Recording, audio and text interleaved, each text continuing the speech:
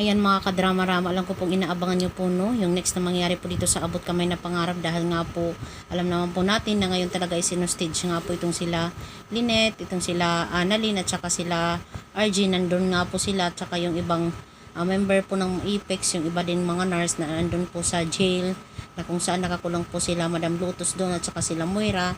Tapos ngayon alam naman po natin mga kadrama na nagkaroon po doon talaga ng enkwentro no, dahil nga po itong mga tauhan talaga ni Madam Lotus is mayroon talagang mga baril no, tapos itong si RJ talagang pumalag po talaga siya no. Tapos dahil nga po sa pagpalag talaga ni RJ is sasabihin talaga ni RJ na Annalyn anak, naalala ko na ang lahat, di ba alam naman po natin na nag-amnesia talaga itong si RJ. Tapos possible dito talaga may babalik na talaga yung alaala talaga ni RJ no, na wala na talaga siyang amnesia. Sana nga po no mga kadrama is bumalik na talaga yung alaala ni RJ no, para malaman na talaga nila ang lahat, dahil wala naman po ibang susi na ngayon kasi kahit nga si Dax hindi na pinapakita ng direktor, kundi si RG na lang siguro yung magiging susi talaga, na malaman niya talaga yung katotohanan na hindi niya anak itong si Zoe, diba? Pero andyan pa rin si Dax, siya pa rin yung nakakaalam din talaga yung na nangyari po dito kay Don Pepe, tsaka si Doc Lindon din, alam niya na hindi anak ni Doc RG itong si Zoe, diba? Hoping nga po talaga na bumalik na talaga yung alaala ni RG, dahil yun lang naman talaga ang hinaantay talaga ng lahat no. Pero yung pagkahulog na siguro ni Don Pepe, hindi ko alam kung si Zoe pa ba yung magsasabi niyan or si Dax, diba?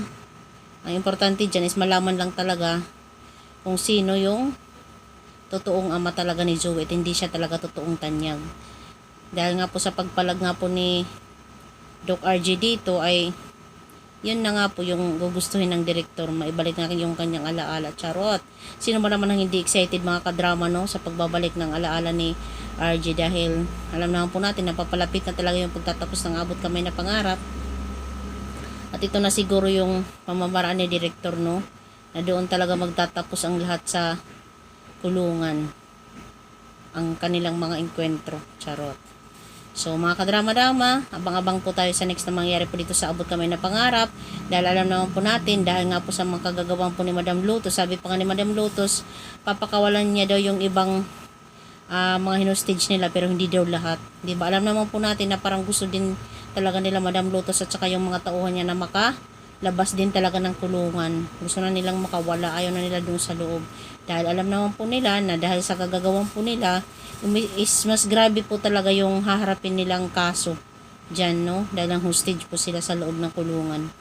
So yun lang po mga kadrama, abang-abang na lang po tayo sa next na mangyari po dito sa Abot Kamay na Pangarap, dahil alam ko yung iba sobrang excited na din po, dahil sobrang nakakatins na po yung mga pangyayari ngayon dito sa Abot Kamay na Pangarap, na kahit nga din ako excited din ako sa next na mangyayari. Alam ko yung iba sinasabi na paikot-ikot na lang daw, pero sige lang, may hangganan din ito mga kadrama. So yun lang po, maraming salamat. Don't forget to please like, share, subscribe my channel. Bye! Abang-abang na lang po tayo mga kadrama. Ingat po kayo palagi.